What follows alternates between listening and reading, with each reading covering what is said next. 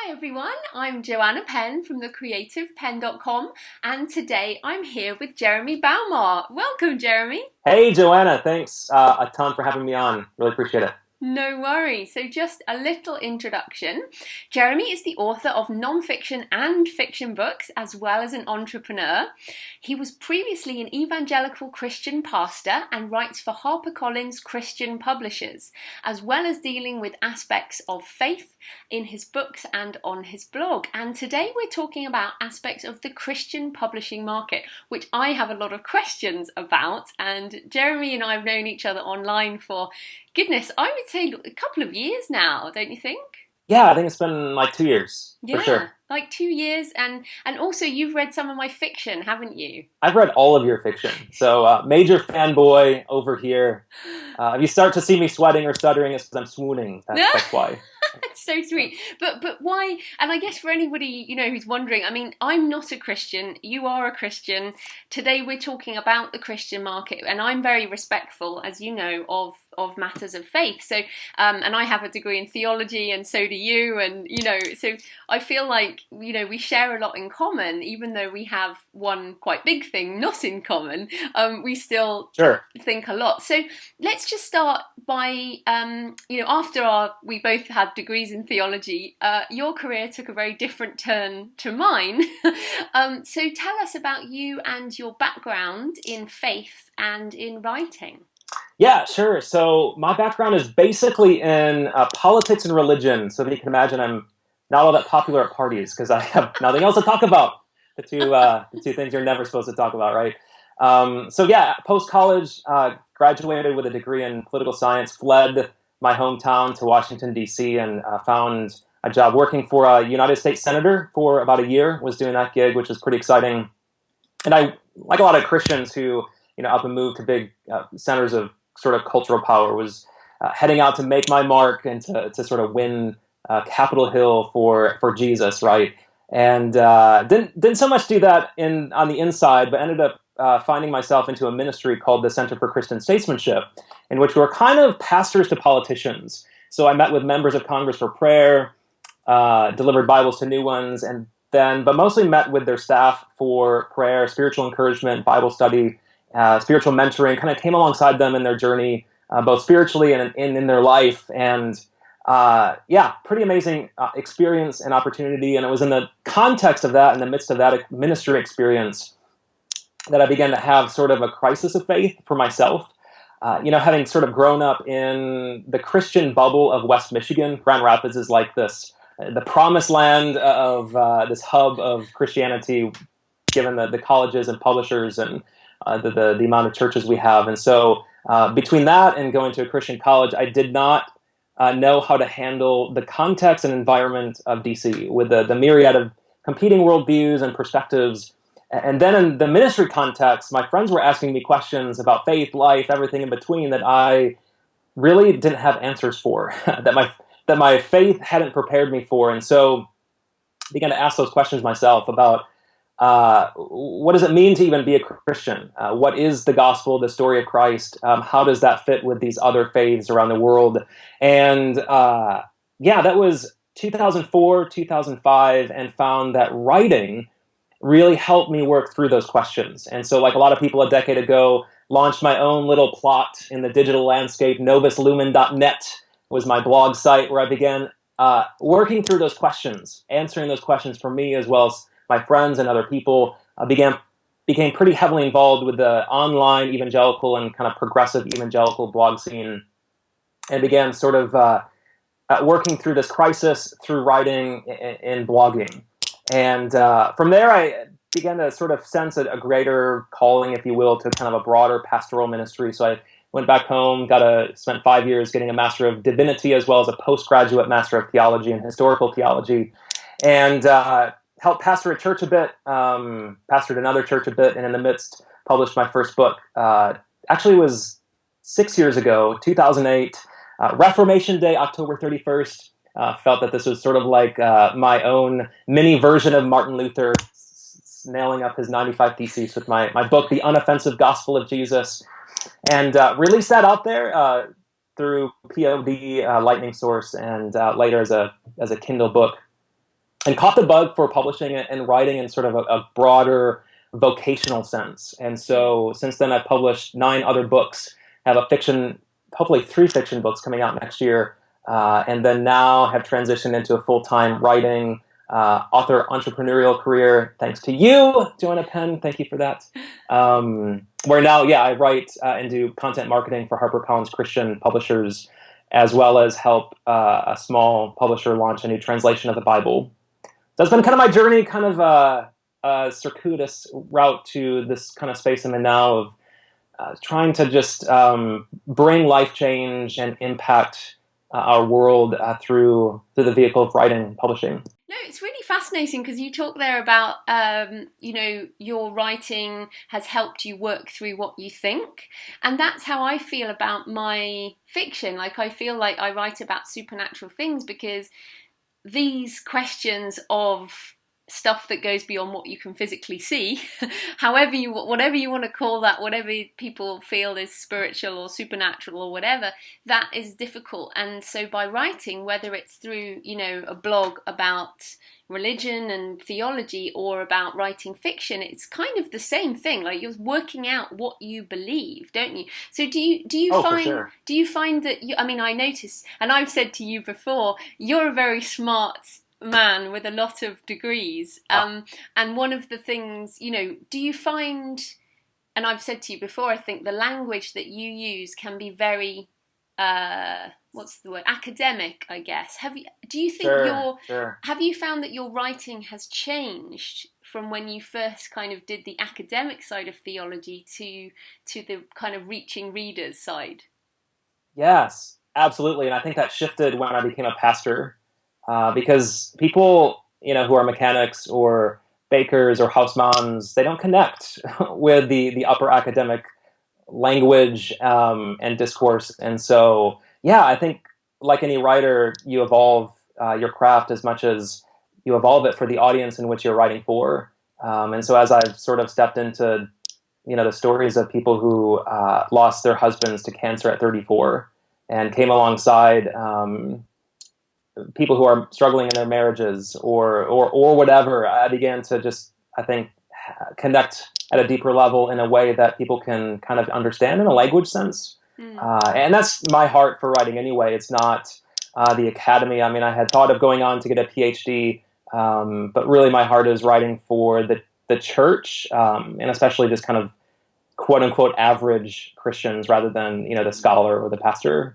Right, so I wanted to kind of move into, and I've mentioned this to you before, I feel like I write religious thrillers, thrillers that are based around religion, and I want to write something around like a Hindu thriller, which will be clearly religious but not Christian, and I don't feel I can put my books in Christian fiction because they're not kind of edifying of Jesus, and so this is something I struggle with all the time. So I wonder if you could explain the spectrum of what you see in the Christian publishing industry. What are the different subgenres that are out there right now within the Christian publishing realm?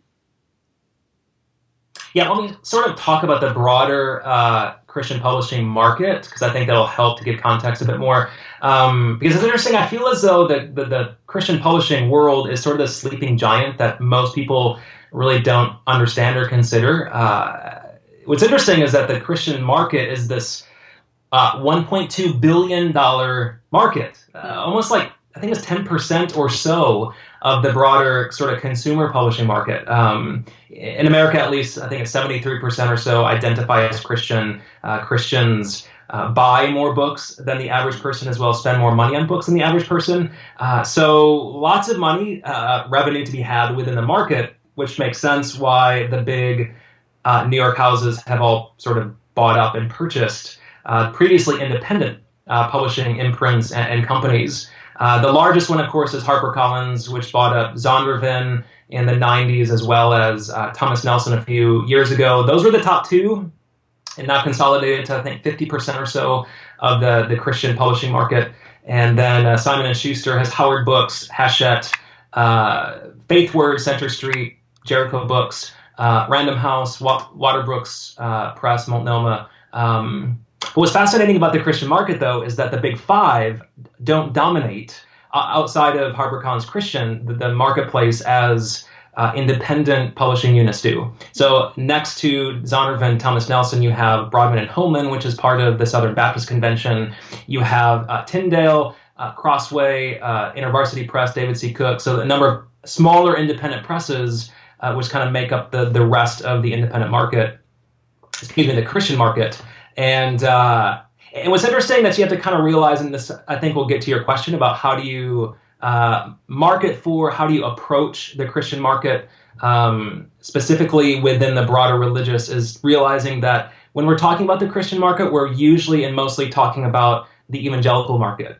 Not all Christians who buy books are evangelicals, but the majority of the Christian market is catered towards evangelicals, given that they have the publishing houses, the retail outlets like Family Christian Stores, Mardel, Lifeway, as well as the big sort of evangelical personalities that are putting out the books and standing behind the books. So I like to call it the evangelical industrial complex is sort of what, because of this massive unit that is within the publishing realm. And it's kind of a tough market to crack because evangelicals typically purchase from the evangelical specialty stores, Family Christian, Lifeway, and those stores are not generally going to include a book by an independent author or an independent press if they don't know that they meet sort of the spiritual criteria and are doctrinally sound, doctrinally correct, which is why they typically go back to these known entities. So that's kind of the mostly U.S., even broadly into U.K. and Canadian English Christian market. And then within then we have the genres, which of course are sort of Christianized versions of the major genres. You have Christian romance, Christian sci-fi, Christian suspense and thriller, Christian detective and thriller. And the dominant genre within the Christian market are Amish books. The bonnet books, as a friend of mine likes to say, I think 50 Shades of Grey for ladies, sweet ladies in the church is what Amish fiction is. My mom loves Amish fiction, which are typically like historical romance, basically, is how you would categorize those. And so that's kind of how that works. Christianized versions of the genres that you would think of. Yeah, and then, I mean, within that, so you mentioned the Amish thing, which I've heard about as well, but there's also Amish erotica, and I mean, what are your opinions on the more extreme version? So we've got say Amish erotica, and then you've got things like Ted Decker, who's a Christian, right, and writes in the Christian market, who writes horror. I mean, one could argue that it's horror. So you've got some extremes at the end of. I mean, even I don't know whether LaHaye and the Left Behind series, the Left Behind series. I mean, that's post-apocalyptic. I mean, it's based on the rapture, which however you argue, it hasn't happened yet. If you believe it's going to happen, so it could be post-apocalyptic stroke fantasy.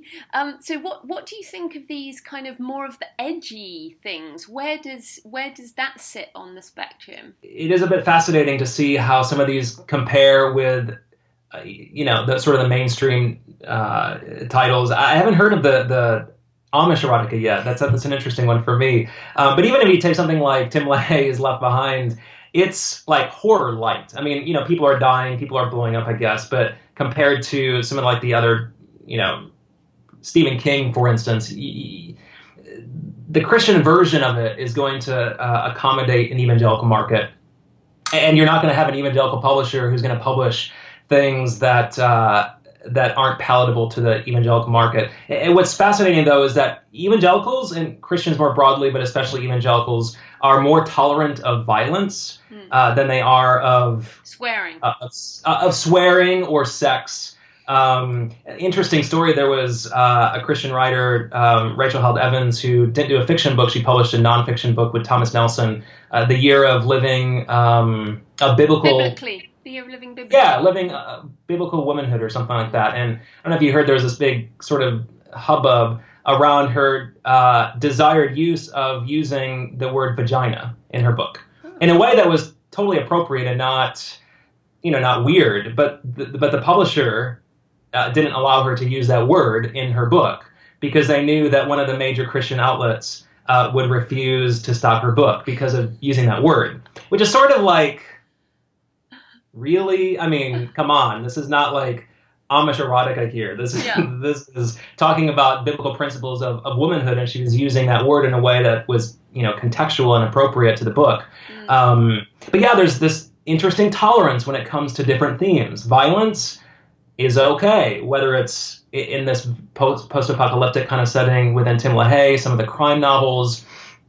But when it comes to sex or swearing or even like drug and alcohol use, actually, in my fiction book, I have quite a lot of our spiritual conversations happen at the pub. Yeah, so do. I would, Jesus turned water into wine, right?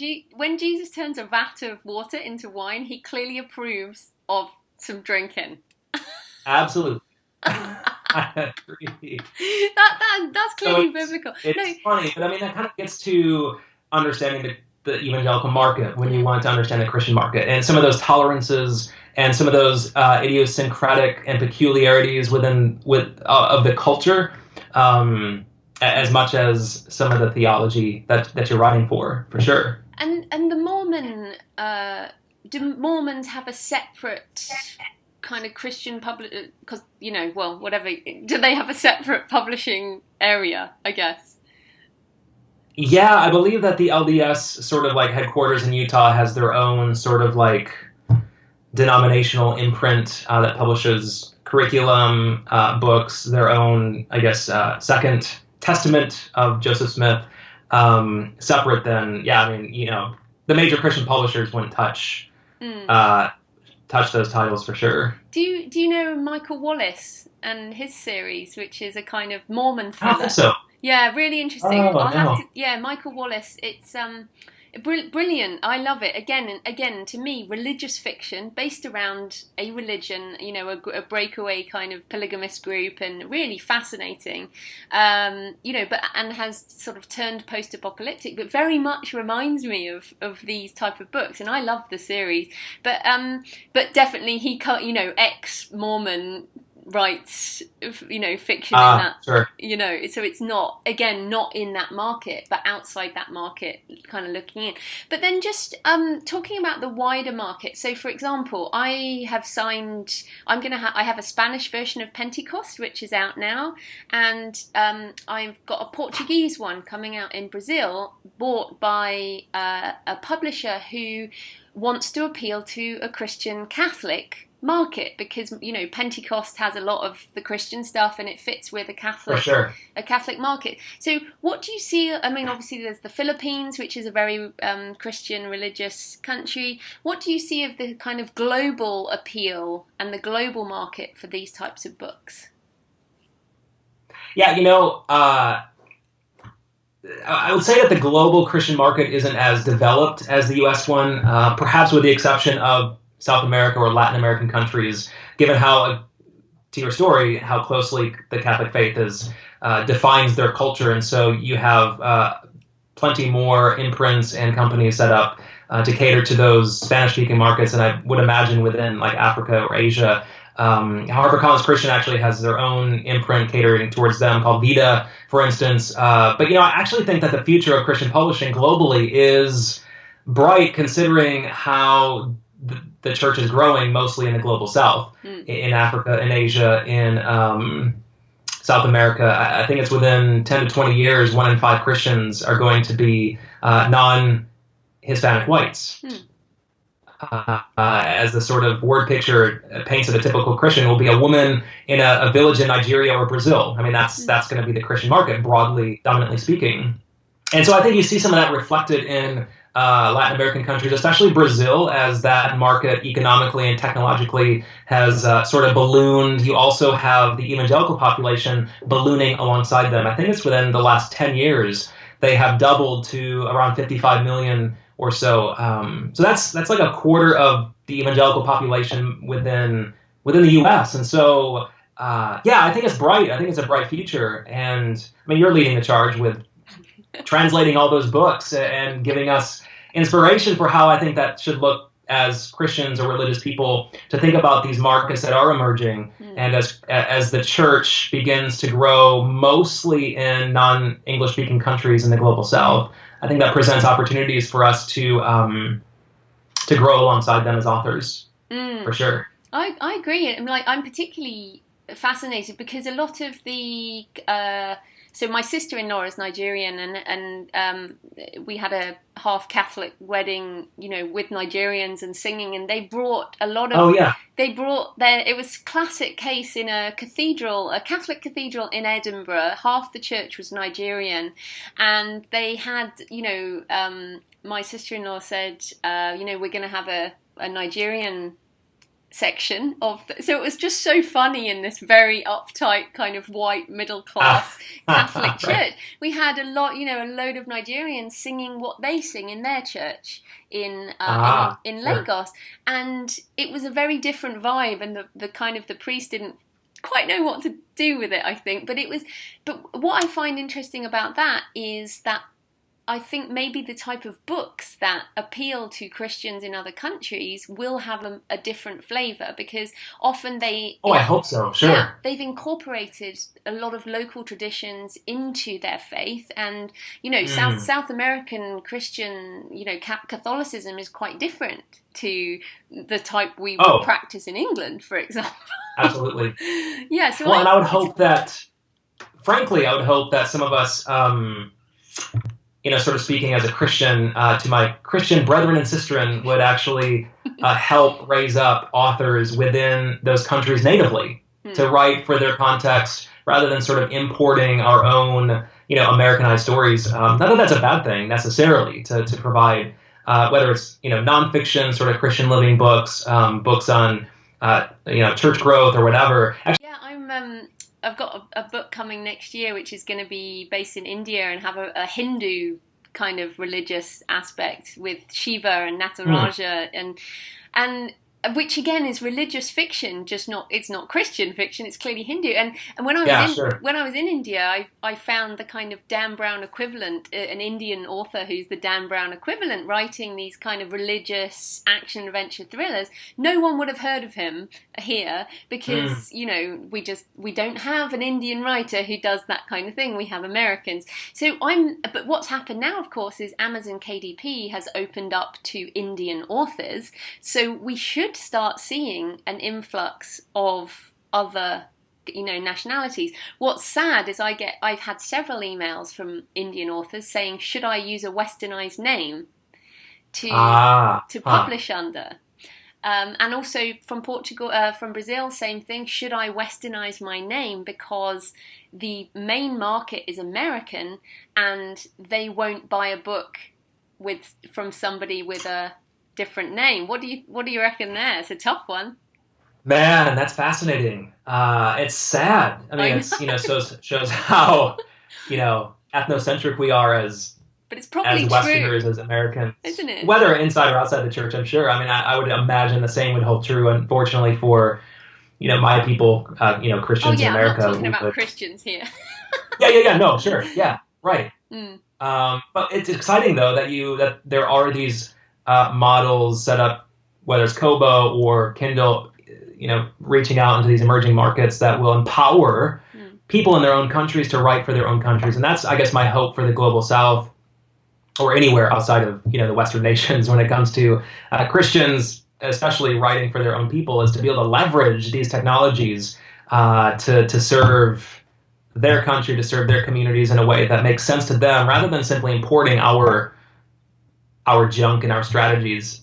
No, I agree. Okay, so coming back to the religious stuff. So this year I've been excited about Noah, the film Noah, and Exodus coming out in next month, and Tim LaHaye's, as we've mentioned, Left Behind movie coming out next year, I believe. Isn't Nicolas Cage in that? It's like I think it's going to be a big movie. Anyway, my point is, is there a mainstream Renaissance interest in these biblical stories? Do you because I mean, the Da Vinci Code, which wasn't Christian, right, but it was about the church, was pretty much 10 years ago. Do you think we're coming into a phase where people are more interested in religion?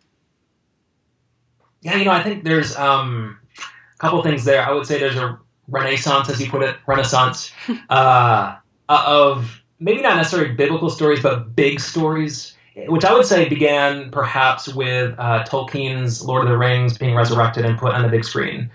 Because here's this guy, it wasn't an obviously Christian or religious movie, but he was a Christian who wrote out of his Christian convictions, talking about the big stuff of life, the big questions. I think the same thing perhaps would hold true with Lost. My wife and I just watched through the 6 seasons again, and I was just fascinated to see how much they deal with the existential, metaphysical questions of life, nature of good and evil, fate versus free will, nature of the afterlife, and I think that people are hungry for that kind of engagement with the big stories, and of course, Bible stories kind of fit into that because they do connect to that bigger story that I think that all of us are trying to connect to ourselves with our own life.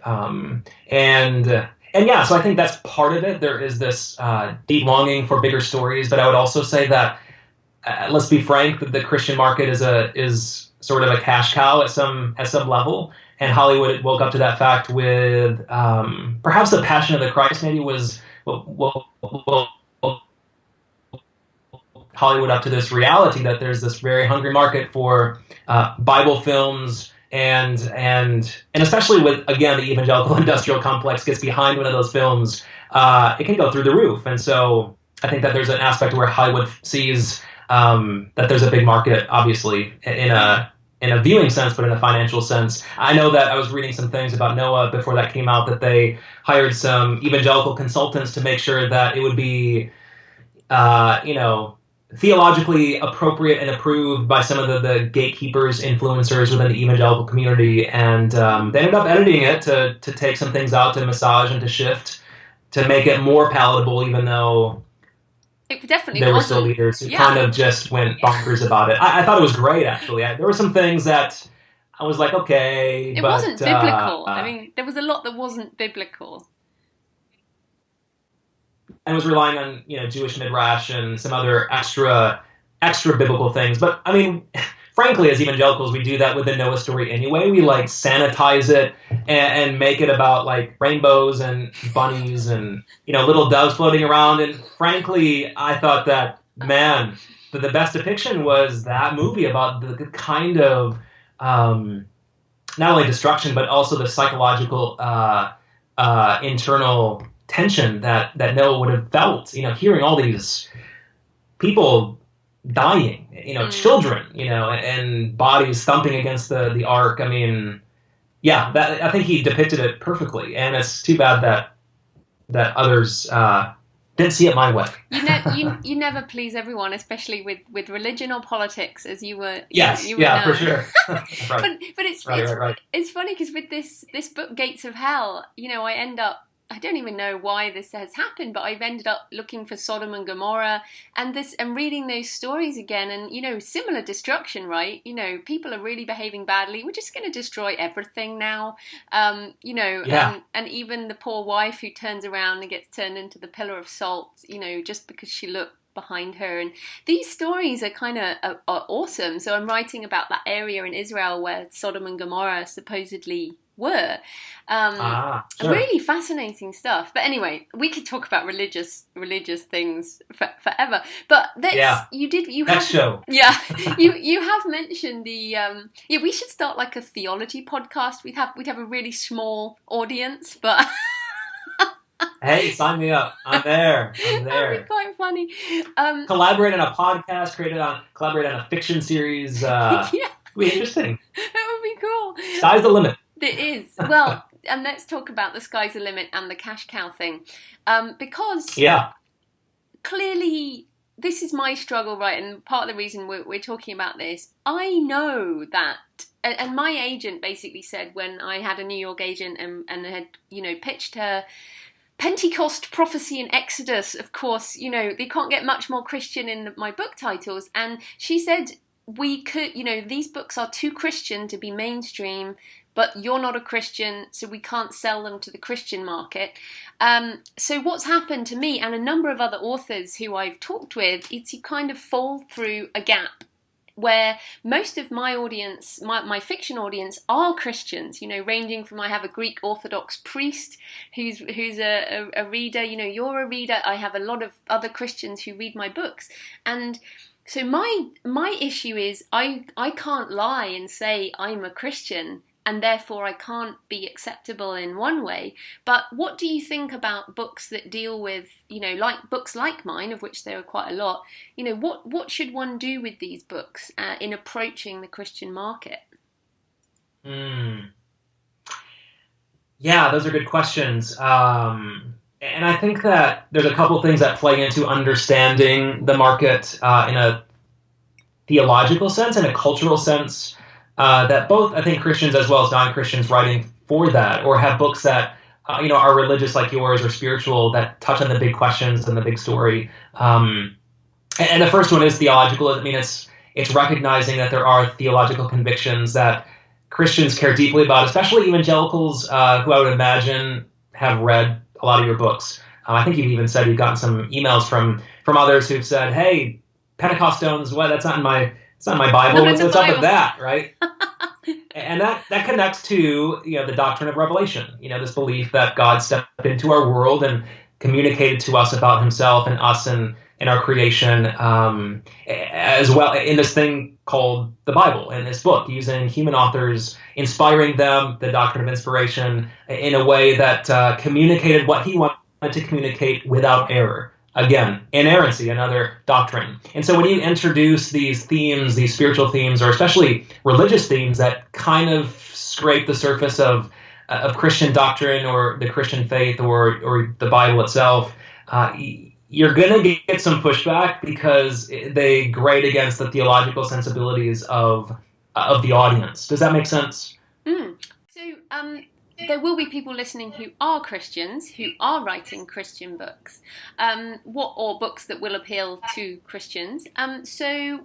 How would you suggest they market Christian books specifically? Is there an ecosystem of blogs and book bloggers and podcasts and all of that? Yeah, absolutely. And I think that's what's really important to keep in mind is, first of all, having an endorsement from a known Christian personality is pretty required, because part of what the evangelical, again, I'm going back to evangelicalism because it dominates the Christian market, is we're sort of tribal in how we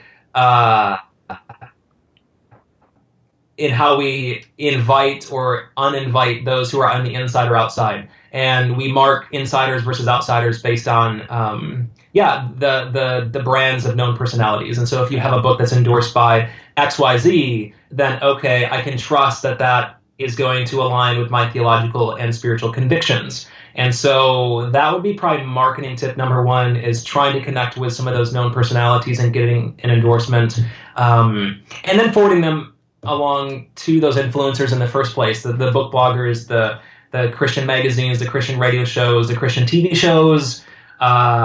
We have our own Christian subculture that loves to get sort of like Christian stuff. And so reaching those influencers will reach their readers and will influence them to hopefully, buy your stuff or purchase your book, to engage your content, engage your book. So those two things I think are crucial for Christians and even non-Christians, like for you to get an endorsement from an evangelical pastor or someone would be really helpful, I think, probably, for entering into that market and building that coveted know, like, and trust. I mean, that's like marketing 101, right? And so to build that know, like, and trust, you need the endorsement, you need the influencers to get on board. And you did say earlier that... I would add on to that also... Oh, go ahead. No, I was going to say about the trust aspect. You'd mentioned that self-publishers are not necessarily going to be so accepted. Do you see, because they haven't been vetted in some way, is that changing? I mean, is self-publishing becoming more accepted? Yeah, good question. I think that the evangelical market, in a lot of ways, the Christian market has, usually been behind the times 3 to 5 years anyway. And I find that now there is this growing acceptance. There has been an imprint, Westbow, which is part of Thomas Nelson, which is a author solution outfit we that I wouldn't necessarily go there. Advocate in light of author solution stuff. But yeah, so there is sort of that route to gain that imprint and that know, like, and trust. To my own story, I was able to connect with a pretty prominent evangelical, Scott McKnight. He's a New Testament scholar who has written a number of things. He wrote the foreword to my first book, The Unoffensive Gospel of Jesus. So that was super duper helpful in building know, like, and trust with people. I also got some endorsements from a seminary professor, another pastor, and another Christian author. So yeah, I did that. I just sort of done that from the beginning, and I would certainly encourage Christians to do that. But I do sense that there is this growing interest in receiving and trusting independent voices outside of sort of the mainstream. But it's going to take time, and it's a tough nut to crack. And I think that potential authors and interested writers should just kind of be patient and do the work that they need to get those endorsements and to influence those influencers. And I think the issue of branding is super important for Christians to wrestle with. It's one of the things that I wrestled with. I remember when I was in your little course on turning ideas into cash, you, I think, critiqued my former website, novuslumen.net. And you were like, you need to scrap that and go with your own personal name. You need to brand your ideas, brand your stuff, run yourself. And as a Christian, that was super uncomfortable because we're sort of bred to make it not about us. It's not about us and our story. It's about Christ and his story, right? And yeah, that's true. But when it comes to the marketplace and with selling ideas and engaging with people, building know, like, and trust, you got to engage in a way that people demand and require you to do so. And that means focusing on building your brand, whether it's through blogging, tweeting, writing your bio in a way that incorporates, let's call it your Christian credentials or your ministry credentials, or your maybe you're a youth group leader. You can put that in your bio to signal to people that, hey, I'm a Christian who does Christian things. A Christian publishing friend of mine encouraged me to put in my bio that not only was I a pastor, but a pastor within the Evangelical Covenant Church, because that signals, hey, he's part of this known denomination. He's an evangelical, building know, like, and trust. And so I think that branding issue is one of those things that's going to be interesting for Christian authors to navigate, but it's a tension that has to be done. And I would encourage people to be okay with it for the sake of not building yourself up, but for the sake of Christ and his story, and hopefully bringing life transformation. Yeah, well, you mentioned Rick Warren. You know, he's a well-known personality. I've read The Purpose-Driven Life. You know, I think lots of non-Christians may well have read some of his stuff, and I think a personality can help all of us. And you write non-fiction as well, right? So it's interesting you say that, because I would have thought that Christian publishers, in the same way as other publishers, would want the author to build up their own brand so that they are a known entity, so that people will say, I want Jeremy's next book. Well, yes, I think you're for sure right. And especially within evangelicalism, there is definitely this fascination with personalities, and churches are personality driven. Unfortunately, we've had some recent examples of the downside of personality driven products as well as churches. The publisher, what's that? That happens everywhere. That's not a Christian. That happens everywhere, for sure. And that's, I think, the tension. Obviously, publishers are going to want to know your Twitter stats and know what your brand is and whatever. But I think as an author, it's awkward to figure out how to be okay with that and to navigate building that, not for the sake of myself or even the publisher, but for leveraging my experiences. So, for instance, for me, I think I should, and what you've helped me and my wife have helped me, who's a marketer, have helped me grow and to be okay with, is being okay with letting people know that I was a pastor to politicians, that I was part of an influential progressive evangelical organization, that I have degrees in divinity and theology. And so I can leverage those parts of my story and my own experiences with having a crisis of faith in order to talk about my next book which is a sort of spiritual coming of age story, which helps people navigate their own crises of faith, or however you say it. So the point isn't to build myself, but to help hopefully build Christ and his story, as well as encourage other people. So I guess that's just the mindset shift that Christian authors need to make when it comes to branding, is leveraging their experience and their story for the sake of the message that they want to communicate. Which you did very well there, and brings us on to asking about your novel. So you're moving into fiction, and you mentioned the coming of age story there. Tell us a bit more about that, and how you have balanced that truth versus fiction aspect, which I think is a real line that you will be difficult to walk through, right? Sure. My interest in fiction, or in writing fiction, really grew out of pastoring. The conversation kind of at the beginning about pursuing at the academy versus pursuing the church. It really crystallized when I started pastoring and realizing people engage ideas not in some like theological tract, or my best sermons, to be frank, were the ones that were story driven.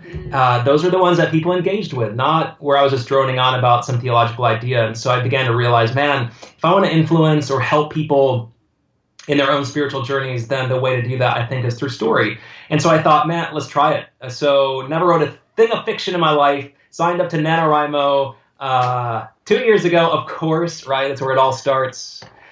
And turned out this story that sort of fictionalizes my own spiritual journey into, in a way that I hope will help others who have sort of grown up in a similar, what I would call, fundamentalist environment, and wonder if that faith still connects to their modern world.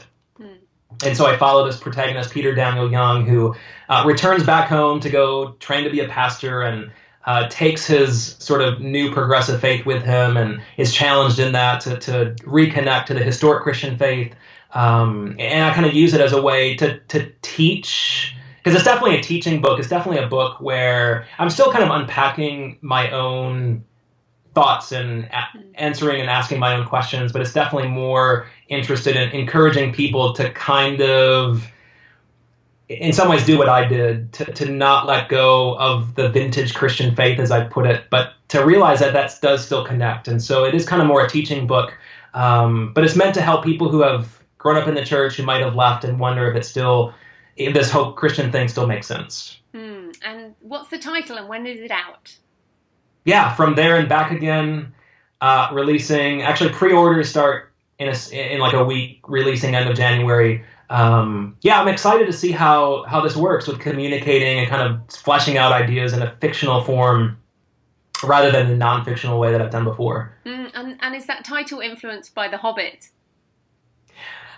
Embarrassingly, I didn't even realize that The Hobbit's little book was There and Back Again. But no, I can't say that. It just was what was in my head when I was thinking about my story and the story that I wanted to tell. Well, that kind of resonance is funny, because when I wrote Pentecost, I had an original title, which was Mandala. And I chose the title Pentecost in order to resonate in people's minds with people who would know what Pentecost means. And what's funny is when people read it who don't know what Pentecost is, they get the word wrong. So I'll get emails where people just mangle the word because they didn't know what it was. So it's interesting, as soon as you say that title, a lot of people will get a resonance, which isn't a bad thing. However, sure. It is, The Hobbit, which, is not maybe which is similar about journey and conquest and coming of age, and that's kind of, those are the themes of the book. So I guess that's a good thing. It is. No, I think the resonance thing for me, I love one word titles. I'm only just moving off them at the moment, but I think these strong words, like desecration for me it's a very violent word, and which I think kind of slaps you in the face, doesn't it? And that's it's pretty that's hardcore. Okay, because as people want to try and flesh out ideas, that's what we want to do as authors, is kind of slap our reader in the face. We do, but it's interesting with the Christian side. I think the title and words, they do make a big difference because they do bring up, so like you say, the stories. The film is called Noah because everybody knows what Noah is, and you immediately brings up the resonance of all of that history. Even if you're not a Christian, you still have it in your school background or your whatever background. If you're white and Western, generally, for sure. that's what you would get. So anyway, that was just a comment on marketing through titles. These words are so important, aren't they? Absolutely. Yeah, they're pregnant with meaning, especially for people who grew up in the church or in a Western context. Their mind's going to jump to something immediately. And that's a great marketing tip for sure. Yeah. Okay, so where can people find you and your books and your blog online? Sure. Thanks to you, jeremybauma.com is where people can find my stuff. And then Amazon has it all, as well as Kobo and Barnes & Noble. Yeah. I hope you don't... Well, I always hate doing critiques, but a lot of people wouldn't know what Novus Lumen means. Absolutely. No, it's the best thing that happened to my writing career. Thank you, Ms. Penn. No, not at all. No, and I really appreciate your time, Jeremy, and your honesty. And I love discussing this stuff, and I hope we can continue to have these type of conversations because I continue to wrestle with these questions, and many people do. We often don't talk about it because it's difficult. But I think like you said, the big questions are so important to people and become part of our lives and part of our writing. And what I love, I'm just rereading Stephen King's It at the moment. Do you read Stephen King at all? Or you not your thing? I do. Yeah, I do. So you've read It? Not It. Yeah. No. Well, I'm reading it at the moment, and what's so fascinating is it is just a good versus evil story. And as it progresses, I'm like, this is just, this is good, this is evil. It's like The Stand, and The Shining, and so many of his books are good versus evil, and good triumphs, generally, after a lot of gore. So, this is what a lot of people want in their books, regardless of religious persuasion. It's fascinating. Anyway, enough. So brilliant. Thank you so much for your time, Jeremy. That was fantastic. Absolutely. Thanks for having me. And let me know when you want to do it again.